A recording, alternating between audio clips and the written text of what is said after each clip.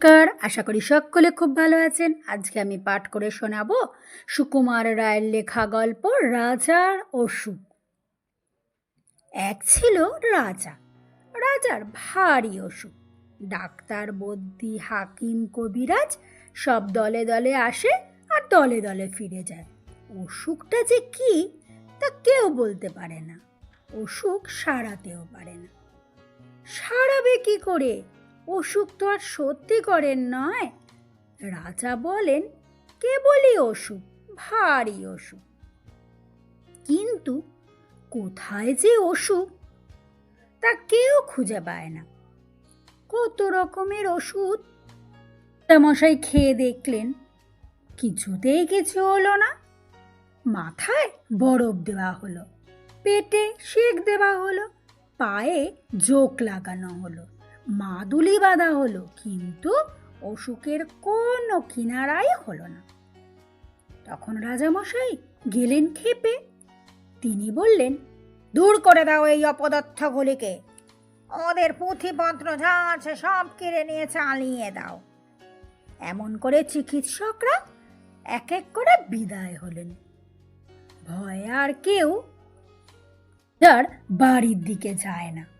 তখন সকলেরই ভাবনা হলো, তাই তো, শেষটায় রাজামশাই কি বিনা চিকিৎসায় মারা যাবেন?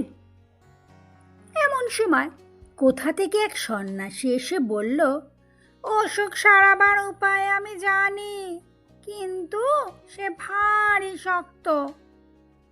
তোমরা সে কি সব ওইসব করতে পারবে? মন্ত্রী, কোটাল, সেনাপতি, পাত্রমিত্র সবাই বলল, কেন পারবো না, খুব পারবো, জান দিতে হয় জান দেব। তখন সন্ন্যাসী বলল, প্রথমে এমন একজন লোক খুঁজে আনো যার কোনো ভাবনা নেই, যার মুখে সবসময় হাসি লেগেই আছে, যে সব সময় সব অবস্থাতেই খুশি থাকে। সবাই বলল, তারপর? সন্ন্যাসী বলল, তারপর সেই লোকের গায়ের জামা যদি রাজামশাই একদিন পরে থাকেন, আর সেই লোকের তোষকে যদি এক রাত্রি ঘুমিয়ে থাকেন, তাহলে সব অসুখ সেরে উঠবে। সবাই শুনে বলল, এ তো চমৎকার কথা। তাড়াতাড়ি রাজামশাইয়ের কাছে খবর গেল।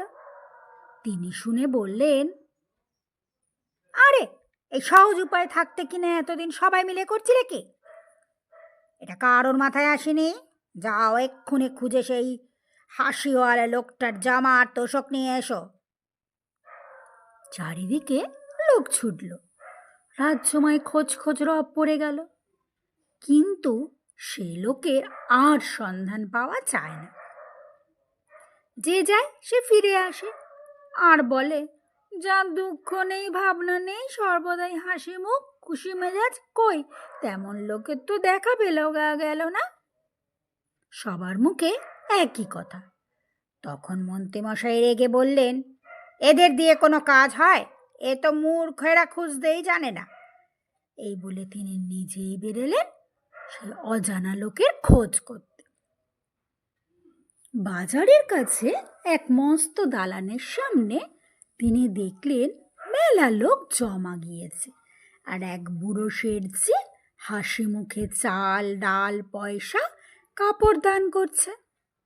মন্ত্রী ভাবলেন, বাহ, এই লোকটার তো বেশ হাসি খুশি দেখাচ্ছে, ওর তো অনেক টাকা পয়সাও আছে দেখছি, তাহলে বা ওর দুঃখ কিসের, ভাবনাই বা কিসের, ওর একটা জামা আর তোষক চেয়ে নেওয়া যাক।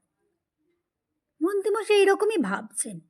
ঠিক সেই সময় একটা ভিখারি করেছে কি, ভিক্ষা নিয়ে শেঠজিকে সেলাম না করে চলে যাচ্ছে।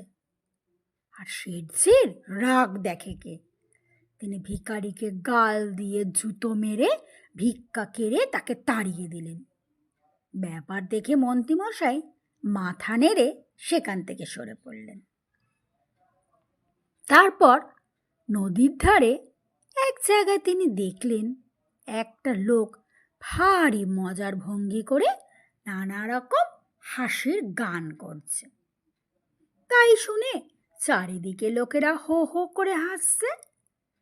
মানুষ যে কত রকম হাসির ভঙ্গি করতে পারে তা মন্ত্রীমশাই জানা ছিল না।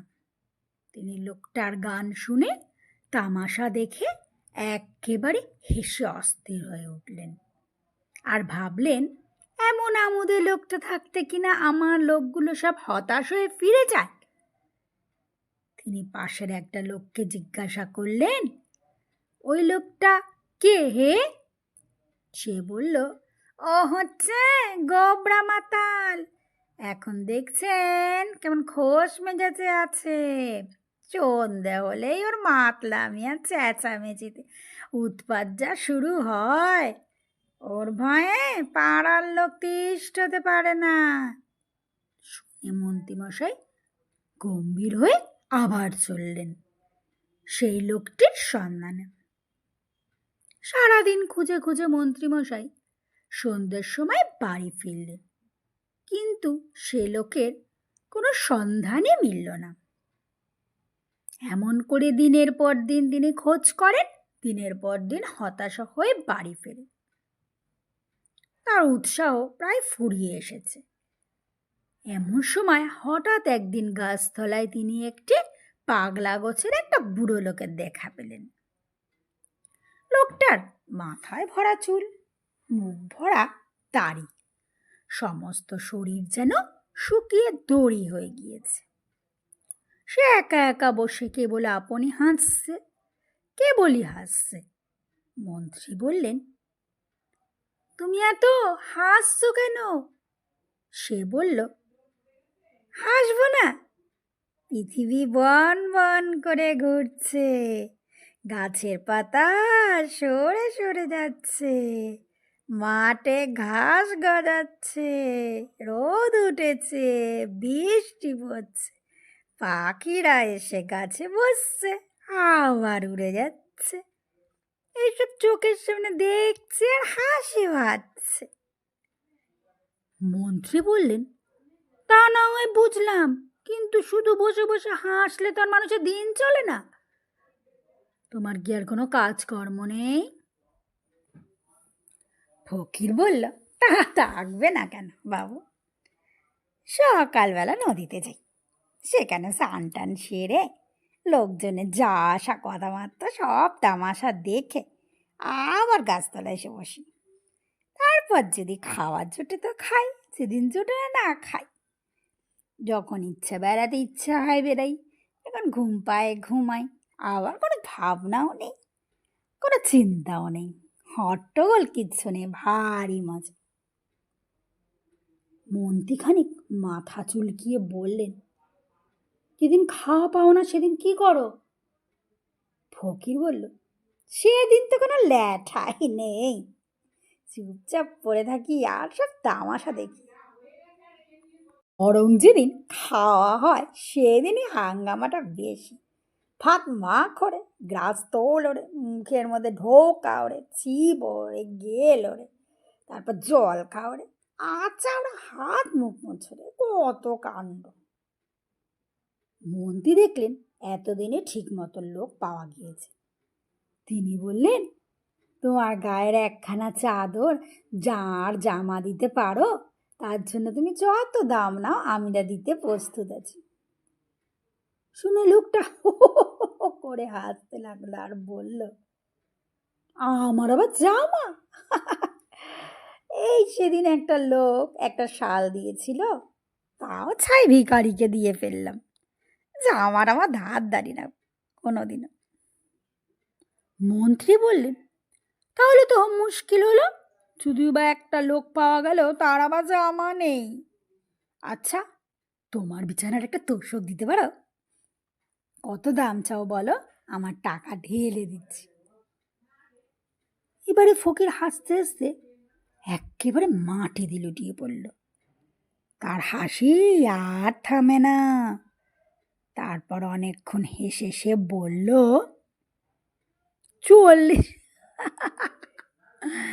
40 বছর বিছানায় চোখে দেখলাম না, তার আবার তোষক গদি। মন্ত্রী মশাই বড় বড় চোখ করে বললেন, জামা গায়ে দাও না, লেপ কম্বলে বিছানার সঙ্গে রাখো না, তোমার কি অসুখ টসুখ করে না ছাই? ফকির বললেন, অসুখ আবার কি? ও অসুখ টসুখ ওইসব আমি বিশ্বাস করি না। যারকে বলে অসুখ পসুখ ভয় তাদেরই খালি অসুখ। এই বলে ফকির আবার গাছে ঠেলান দিয়ে ঠ্যাং মেলে খুব হাসতে লাগলেন। মন্ত্রীমশাই হতাশ হয়ে বাড়ি ফিরলেন। রাজার কাছে খবর গেল। মন্ত্রী রাজাকে ডেকে পাঠালেন। তার কাছে সব কথা শুনলেন। শুনে মন্ত্রীমশাইকে বিদায় দিলেন। আবার সবাই ভাবতে বসলো, এখন উপায় কি হবে? চিকিৎসাও হলো না, অনেক কষ্টে যাও বা একটা পাওয়া গেল, সেটা আবার গেল ফসকে। সবাই বসে এ ওর মুখের দিকে চায় আর দীর্ঘ নিঃশ্বাস ফেলে আর বলে, না আর দেখছি বাঁচবার উপায় নেই। ওদিকে রাজামশাই ভাবতে বসেছেন, আমি থাকি রাজার হালে, ভালো ভালো জিনিস খাই, কোনো কিছুর অভাব নেই, লোকের সব সময় তোয়াজ করছে, আমার হলো অসুখ।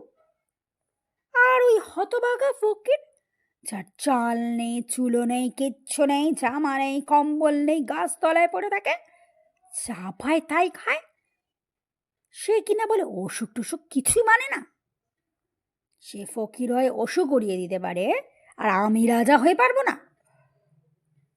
তারপরের দিনই রাজা ঘুম থেকে উঠে পাত্র মিত্র সবাইকে ডেকে বললেন, যা হতভাগা মুখ্য, সবাই বসগে যা, তোরা কিছু জিনিস করতে পারলি নে, এখন এই দেখ আমার অসুখ আমি নিজেই সারিয়ে দিয়েছি, আজ থেকে আবার সবাই গিয়ে বসবো, আর যে টু শব্দটুকু করবে তার মাথা উড়িয়ে দেব।